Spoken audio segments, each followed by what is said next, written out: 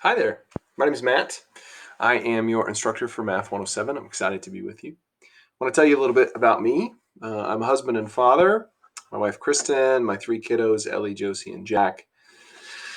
I am incredibly fortunate and blessed to be with these amazing, amazing human beings.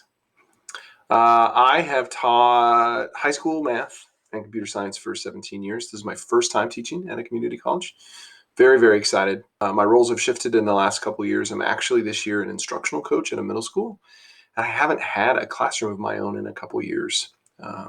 So I sought out an opportunity to come work with the Falls and get to do some math teaching and design. I was really interested in this online asynchronous stuff because I've been helping teachers do it in my building, and I want to be doing it.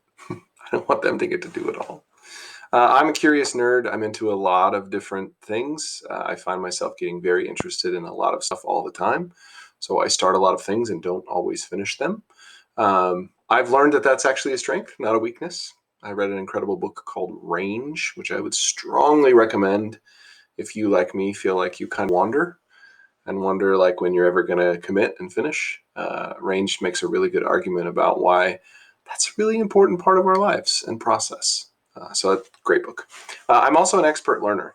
I'm really good at learning, and I keep getting better at learning. And I think that's the most exciting part to me about learning. I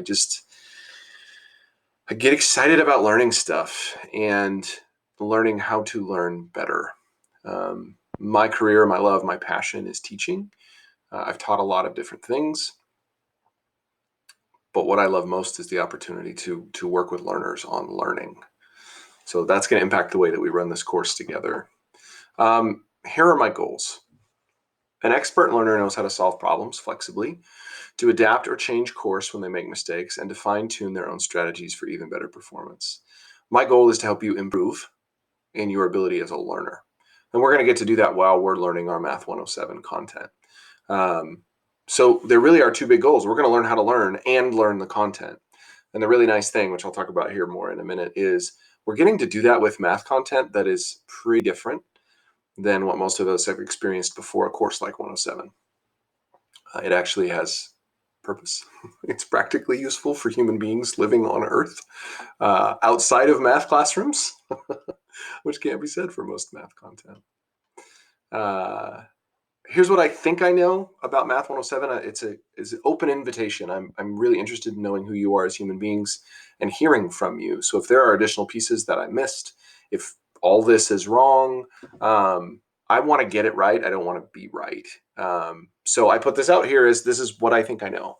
I think this is maybe the last math course you'll ever have to take, or at least a number of you are feeling that way. Like, okay, I'll just get this one done and then I can be done. I know that some of you also are retaking this course. Which is an added layer of challenge for each of you. I think you're not necessarily seeing STEM, science, technology, engineering, and math in your future. And then you may have a sort of its complicated relationship with math. We are our stories, we are our experiences, and you're going to get to bring those stories and those experiences with you, whether you want to or not, into this course.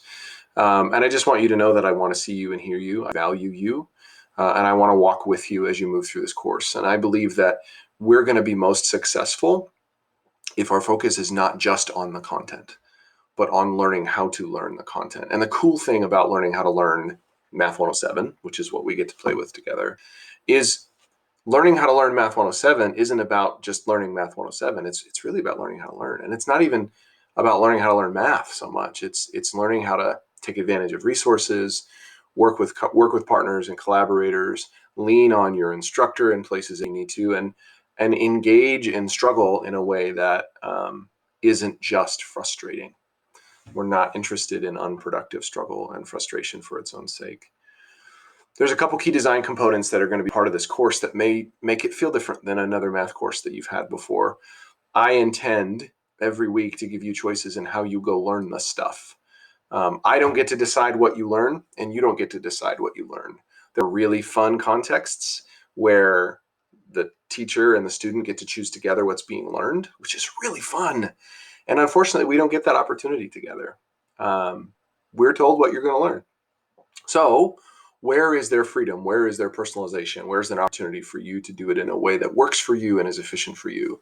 I think that we can unlock a lot of doors if we focus on giving you choices in how you learn stuff, giving you lots of resources and ways to go learn, and then choices in how you show that you've learned, right? You're going to show me because I have to give you a grade, but ultimately your showing isn't just about you convincing me. It's about you knowing that you're learning and being able to record that and demonstrate that. Um, and then my contact with that is incidental, like, oh yeah, totally, you're right, you have it, boom, let's move on to the next thing. So you're going to see this in every module, every week that we roll out is my focus on providing choices and helping you make choices in how you learn and how you show your learning. Unfortunately, we don't get to choose what you learn. And we're gonna be doing this together. This is my first time teaching this course. I've taught, like I said earlier, in high school for a number of years, lots of math courses. I was a department chair. I taught all the way up through BC Calculus. And I'm going to learn with you in this course. Not having taught it before, not having designed a course exactly in this way, we're going to just have to go week by week.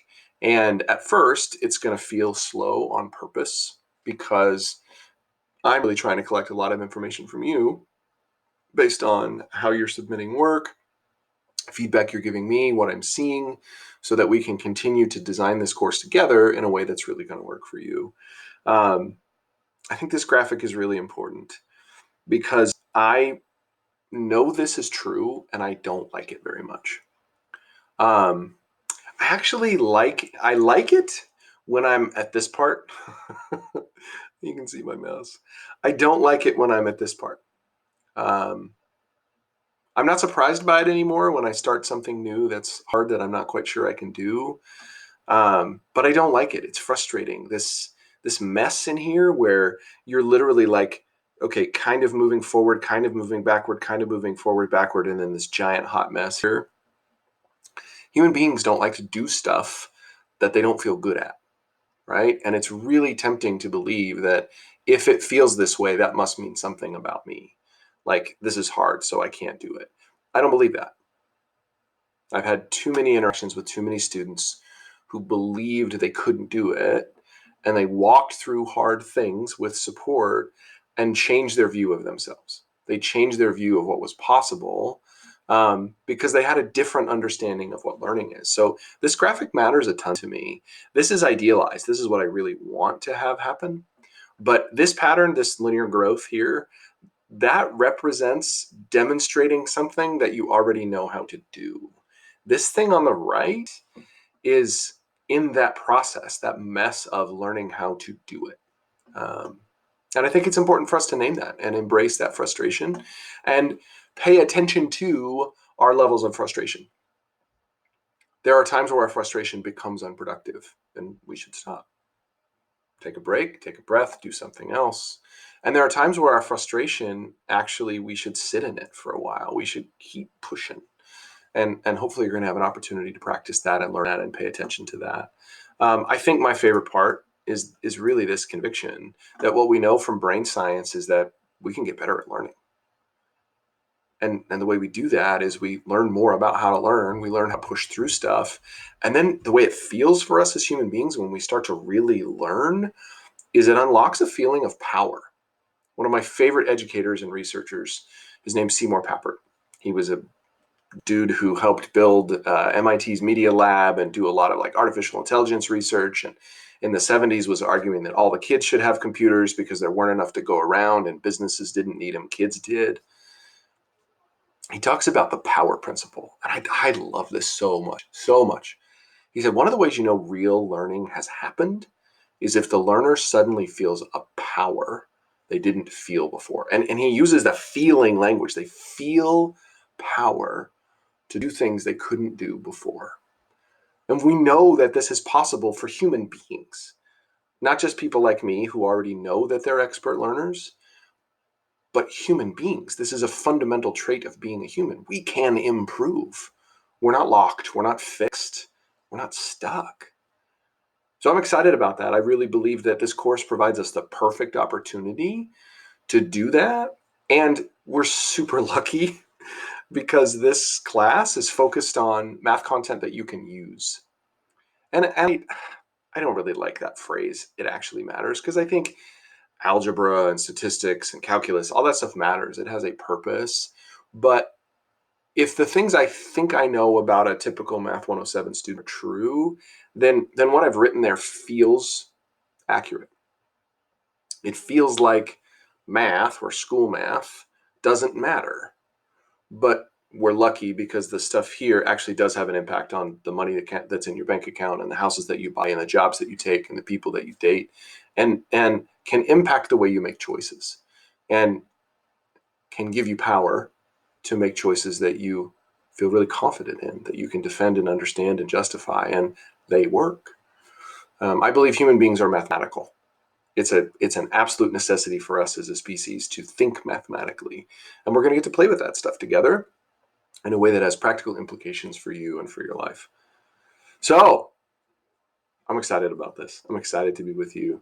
I appreciate and ask for your grace and patience in advance. You are going to help shape this course by your interactions, whether you're doing it directly by talking with me or by how you participate in what we're doing. You are shaping the course. Week 1 is going to look different than week 11. I don't know what each module is going to look like. I know where we're headed. You'll see the syllabus.